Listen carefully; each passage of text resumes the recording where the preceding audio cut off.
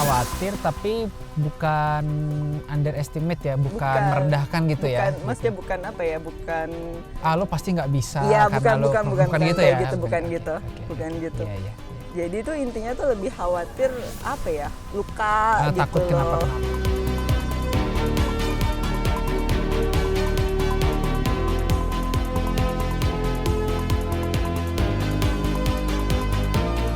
Oke, selamat siang semuanya. Assalamualaikum warahmatullahi wabarakatuh. Halo, apa kabar semuanya, kawan-kawan semuanya? Ketemu lagi di channel Baskoro Gurit nih. Ya, hari ini kita ada di luar daerah Tokyo, lebih tepatnya di Ibaraki Prefecture. Hari ini ada agenda mau lihat kokia, yaitu kalau misalnya teman-teman tahu, di Jepang kan ada itu ya, rumput-rumput warna merah marun gitu, warna ungu. Nah, itu kita lagi ada di tamannya, Taman Hitachi Kaihin Park. Dan karena ini video ngobrol santai bareng teman-teman Indonesia di Jepang, nah aku sebagai hostnya nih, Baskoro Gurit, nggak sendirian. Nah, seperti yang udah dilihat nih, di sebelah kanan aku ini udah ada teman kita yang luar biasa banget nih, Mbak Farah. Nah, sebelum kita gali lebih dalam ceritanya seperti apa gitu ya, coba kita dengar dulu nih perkenalan dari Mbak Farah. Ya, Mbak Farah, selamat siang nih. Assalamualaikum. Waalaikumsalam warahmatullahi wabarakatuh. Iya, gimana, sehat? Sehat, alhamdulillah sehat. Alhamdulillah ya, di tengah-tengah masih wabah corona tapi ternyata kita masih bisa kesini dan ternyata ramai banget nih orang-orang. Parah banget, namanya parah banget ini, kayak nggak ada corona aja. Iya, udah kayak hari biasa aja. Iya, gitu. udah. Nah, oke, sebelum masuk lebih jauh nih, boleh dok perkenalan dulu ke teman-teman semuanya, siapa sih Mbak Farah ini? Silakan, Mbak. Oke, halo semuanya. Assalamualaikum warahmatullahi wabarakatuh. Nama saya Astriana Faradila, cuman biasanya dipanggil Farah. Saya udah datang ke Jepang dari tahun 2016, berarti sekarang udah masuk ke tahun keempat. Tuh. Keempat. Berarti dari 2016 sampai masih terus ya, insya Allah ya ke depannya ya gitu. Oke. Insya Allah. Amin. Nah, terima kasih nih Mbak Farah udah meluangkan waktu untuk ketemu di sini jauh-jauh dari Tokyo. Nanti insya Allah juga kita mau lihat itunya ya, kokianya. Nah, mungkin penasaran juga nih semuanya gitu. Mbak Farah ini sejak tadi 2016 sampai 2020 tuh apa saja sih aktivitasnya? Ngapain aja di Jepang gitu, yang dilalui seperti apa, suka dukanya. Dan nanti ada mungkin nasihat gitu ya buat teman-teman yang nonton nih. Barangkali supaya bisa lebih berjaya lagi di Jepang seperti apa. Amin. Gitu. Mbak Farah nih, pertanyaan pertama mungkin ya. Di Jepang 2016 itu dari awal sebelumnya sekarang bekerja atau sekolah? Bekerja ya? Sekarang bekerja di perusahaan Jepang yang bergerak di bidang engineering, lebih ke arah ke produk maker gitu sih dibanding manufaktur gitu ya? Manufaktur engineering. Gitu. Itu dari 2016?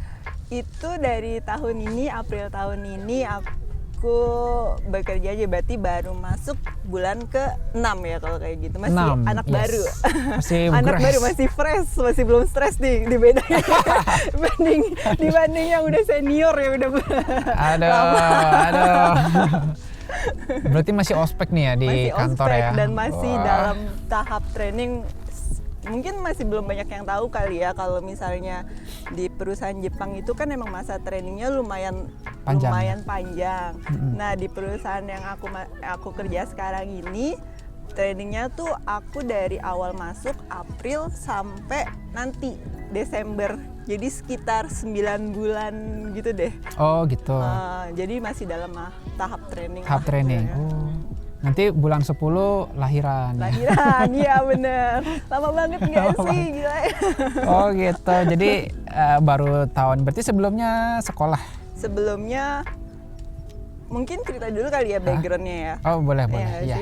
Jadi aku tuh 2016 emang rencananya datang ke Jepang itu emang mau lanjut S2 gitu kan. Jadi aku 2016 awal-awal mungkin sama kali ya sama yang banyak kan orang-orang Indonesia yang datang ke Jepang. Jadi belajar bahasa Jepang dulu 2 tahun, dan setelah itu 2 tahunnya lanjut studi S2 dan alhamdulillah banget setelah lulus langsung keterima di perusahaan Jepang hingga saat ini. Alhamdulillah. Oh, berarti S1 di Indonesia? S1 di Indonesia. Oh, oke. Oh, luar biasa. Nah, Mbak Farah berarti dari termasuk yang mengalami S2 dulu ya di Jepang ya. Terus dari S2 lulus kemudian apply pekerjaan di Jepang. Nah, kalau misalnya, kalau aku kan dari S1 langsung ke Jepang untuk bekerja, jadi nggak sama sekali nggak ngambil S2 di Jepang ataupun di Indonesia juga nggak. Jadi langsung dari S1 ke dari S1 langsung kerja. Tapi kalau Mbak Farah sempat merasakan hidup di Jepang dulu sebagai pelajar, baru kemudian masuk sebagai pekerja. Ada bedanya nggak? Untuk masalah keseharian, yang bilang ada bedanya pasti ya beda jauh banget lah. Tahu sendiri lah ritme kerja di Jepang tuh seperti apa gitu ya sih. Aku walaupun masih training, cuman emang ritmenya antara pelajar dan jadi sebagai pekerja kantoran itu emang benar-benar beda banget. Ya? Beda banget. Oh. Lebih berat sih pasti gitu ya. Cuman kalau misalnya yang mendasar, perbedaan yang fundamental itu antara belajar di Jepang dengan bekerja di Jepang itu apa? Misalnya dari sisi komunikasi dengan atasan. Kalau dulu kan dengan profesor ya pembimbing, sekarang dengan bos, atasan, group leader. Terus dari sisi jam aktivitasnya kah berubah? Yang tadinya mungkin ya masuk kelas atau ketemu masuk ke ruang seminar mungkin seminggu cuma berapa, tapi mungkin sekarang setiap hari. Itu gimana tuh yang dirasakan? Aduh, ternyata inilah impresinya gitu ya, yang dirasakan tuh berat ya gitu, atau misalnya enak juga kok gitu, ternyata lebih enak nih daripada dulu zaman sekolah gitu. Gimana tuh? Jadi sebenarnya yang aku rasain hingga saat ini 6 bulan kerja di perusahaan Jepang emang beda banget sih dibanding pelajar ya. Yang pertama menurut pribadi hidupnya tuh jadi lebih monoton. Ngerti gak? Yes. Jadi ya istilahnya kalau waktu masih jadi pelajar kan pulang kuliah gitu, misalkan bisa main kemana atau bisa part time gitu kan setidaknya, atau bisa ketemu temen lah atau hangout atau segala macem. Sekarang jadi pekerja gitu loh, maksudnya jadi masuk ke bidang bidang kantoran gitu. Jadi istilahnya ya pergi kerja, pulang kerja, udah gitu aja gitu lah. Jadi walaupun ada time-nya sih yang ayo kita pergi bareng gitu kan, maksudnya sama teman-teman kantor, cuman tetap aja sih beda sih bilangnya. Tetap ada gap-nya gitu. Kalau menurut aku pribadi sih, jadi lebih ke arah lebih monoton sih selama ini 6 bulan kerja tuh. Tiap hari tuh udah pasti lo masuk jam segini, pulang jam segini, udah. Terus nanti besoknya lanjut lagi dengan yang sama ya, kayak gitu-gitu aja gitu loh. Terus komunikasi juga nggak seluas zaman sekolah dulu ya, ketawa-ketawa, bercanda. Iya, itu gitu ya. Menurut aku sih ya, kalau di perusahaan Jepang emang beda banget sih ya. Mungkin aku sih pribadi belum pernah sih kerja di perusahaan Indonesia. Jadi kalau misalnya dibilang buat ngebandingin perusahaan Indonesia dan perusahaan Jepang, pribadi pengalaman masih belum ada gitu loh. Cuman untuk antara sekolah dan bekerja di Jepang itu, suasana di kantor itu tuh yang bener-bener bener-bener serius gitu loh maksudnya. Jadi ya bener-bener nggak ada yang jam kerja gitu loh ya, walaupun ada yang ngobrol 1-2, cuman tetap aja tuh kayak hening gitu loh. Jadi even pun kalau misalnya pulpen lo jatuh jadi kayak kedengeran gitu istilahnya. Semuanya nengok gitu ya, ada yang jatuh pulpen. Terus yang lebih lucu lagi ya, waktu itu kan kalau di Jepang itu kan kalau misalnya ada gempa, itu handphone otomatis ada bunyi kan. Nah terus waktu itu tuh berapa bulan yang lalu gitu deh, ada peringatan gempa gitu kan. Dan otomatis semua satu lantai tuh handphone bunyi semua tuh, ting. Itu tuh langsung pada apa nih? Oh, menarik ya gitu. Ternyata ya memang beda sih ya, memang beda lah, pelajar dengan pekerja kan memang pasti beda ya gitu. Terus mundur sedikit ke sebelum April lah ya, mungkin waktu masa-masa kelulusan S2. Memang dari awal pengen gitu untuk lanjut tinggal di Jepang, bekerja gitu di Jepang, atau sebenarnya tadinya pengen pulang ke Indonesia, tapi karena ada opportunity, nyoba alhamdulillah dapat gitu. Apa memang sudah punya planning gitu? Awalnya sih aku setelah lulus S2 planningnya untuk balik ke Indo, jadi nggak ada pikiran sama sekali untuk kerja di Jepang gitu loh. Jadi namanya cari kerja, kalau masa cari kerja di Jepang tuh kan biasanya sebelum lulus tuh kayak setahun sebelumnya gitu, atau berapa bulan sebelumnya gitu ya kan. Jadinya itu ada kayak masa-masanya, jadi sebelum kita lulus pun kita udah sibuk cari kerjaan gitu, sibuk interview, sibuk datang-datang ke seminar-seminar yang pencari kerja kayak gitu kan. Sedangkan aku emang dari awal kan emang nggak ada niat dan nggak ada pikiran sama sekali untuk lanjut kerja di Jepang, pengennya tuh pulang ke Indonesia gitu. Nah ya udah, jadi teman-teman yang lain udah pada sibuk, udah pada writing CV gitu-gitulah, udah pada datang-datang seminar, aku yang nyantai-nyantai aja gitu.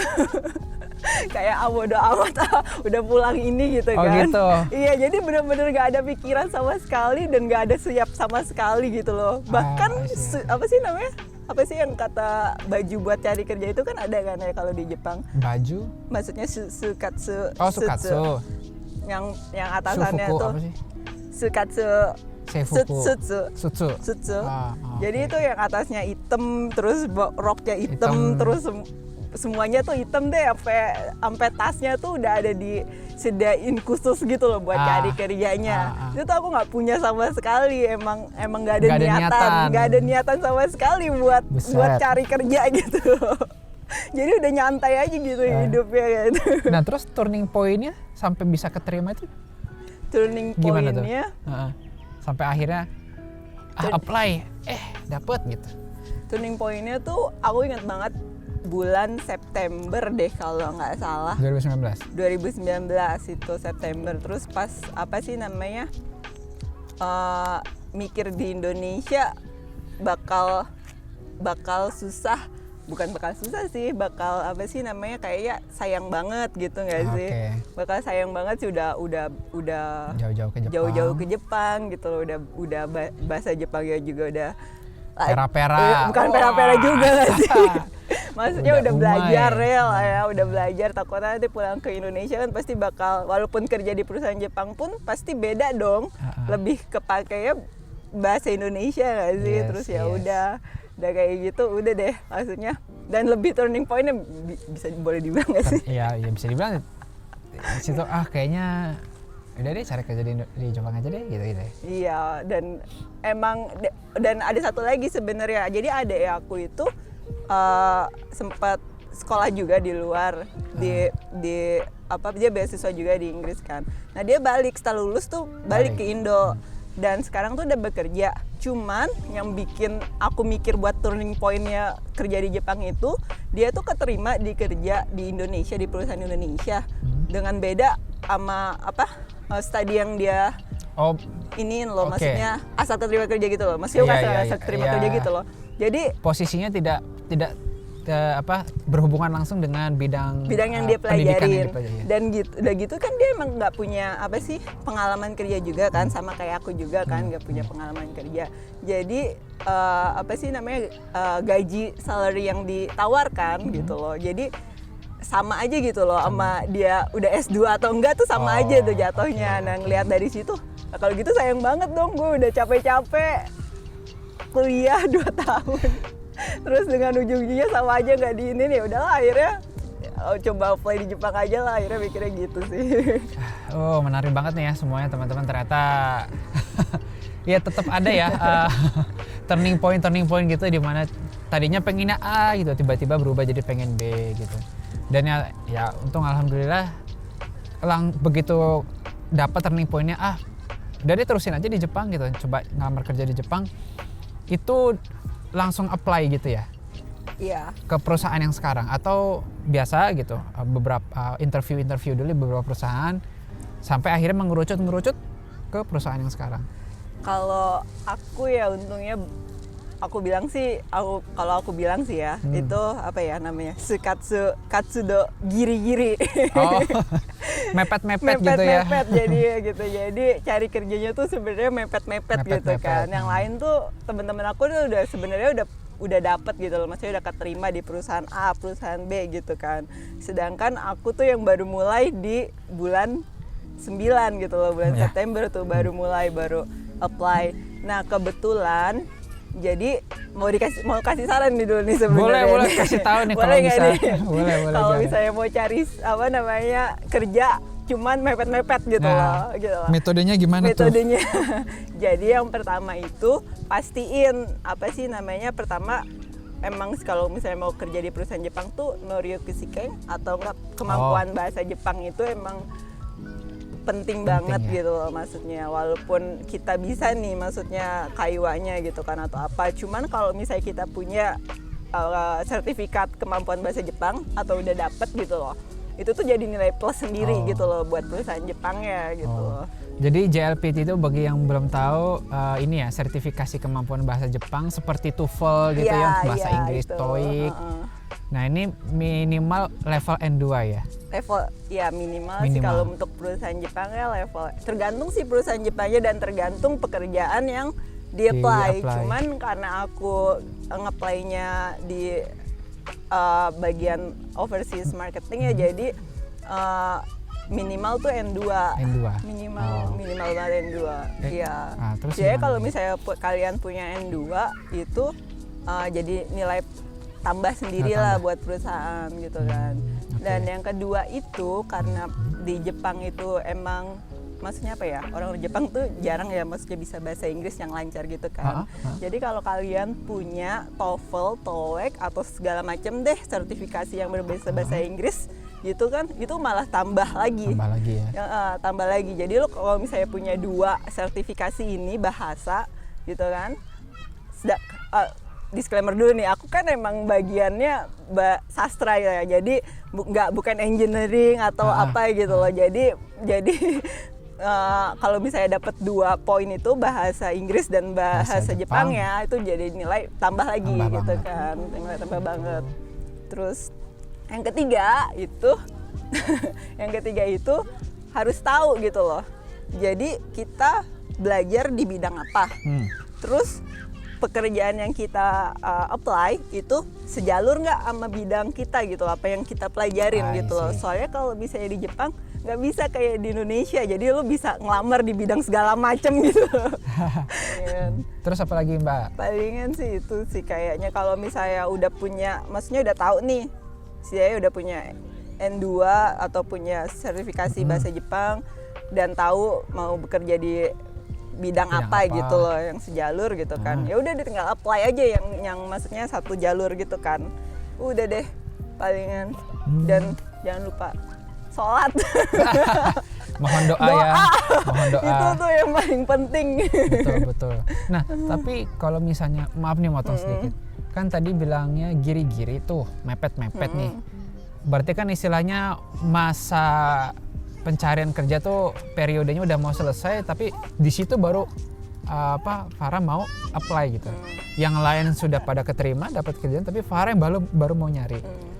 Nah, terus sampai bisa diterima dengan kondisi mepet-mepet itu apa tuh? Apa misalnya ada kesusahankah, ada kesulitankah yang dialami, misalnya tiba-tiba ya namanya juga mepet-mepet ya gitu, misalnya dikomplain sama pihak perusahaan, kenapa kamu telat banget nih gitu. Karena di Jepang kan biasanya jauh-jauh hari, jauh-jauh bulan malah udah mulai interview bahkan sudah diterima. Ada nggak gitu? Atau misalnya disuruh ngapain, disuruh submit apa tertentu yang di luar kebiasaan gitu? Alhamdulillah banget sih aku ya, lancar-lancar aja sih kalau misalnya pas lagi nge-apply itu. Soalnya perusahaan yang aku kerja itu emang lagi butuh orang Indonesia. Dan emang dia tuh, maksudnya perusahaan itu belum pernah nge-hire orang asing sih ada, cuman orang Indonesia tuh untuk pertama kalinya gitu loh. Jadi sebelum aku apply itu paling di peringatannya itu tuh Peringatan? Bukan peringatan sih, maksudnya ada keterangan gitu loh. Maksudnya kan suka ada, maksudnya company profile gitu kan. Dan itu tuh biasanya di lowongan kerjanya itu ada keterangannya. Jadi perusahaan itu tuh ada orang asingnya berapa orang gitu loh. Jadi misalnya dan pekerjanya tuh berapa orang gitu kan. Nah, pas saat aku ngelamar itu, pada saat itu sih baru ada orang asingnya tuh 3 orang. Dan itu orang gitu loh. Jadi dan sedangkan perusahaan aku itu ingin berkembang untuk ke Asia Tenggara. Asia Tenggara dan daerah-daerah selain. Jadi dia butuh apa sih namanya, orang-orang butuh apa sih namanya, apa ya bisa dibilang tantu. Iya, tantu. Apa ya, person in charge untuk ya itulah pokoknya penanggung jawab, PJ penanggung jawab buat di negara tersebut gitu loh. Cuman ya waktu mungkin bukan susah sih ya, atau apa ya bilangnya ya, bukan kendala juga sih, cuman pas aku masuk interview nih, karena kan mereka belum pernah nih nge-hire orang Indonesia dan nggak tahu sama sekali tentang maksudnya kultur Indonesia kayak gimana, budaya Indonesia kayak gimana. Dan aku kan emang apa sih namanya orang Islam kan, jadi tahu sendiri di Jepang kan nggak begitu familiar banget sama budaya Islam gitu kan. Nah pas aku di interview itu tuh yang paling banyak pertanyaannya itu bukan masalah kerjaan aku atau maksudnya skill aku gitu loh, atau lebih banyaknya kayak 50%-nya tuh tentang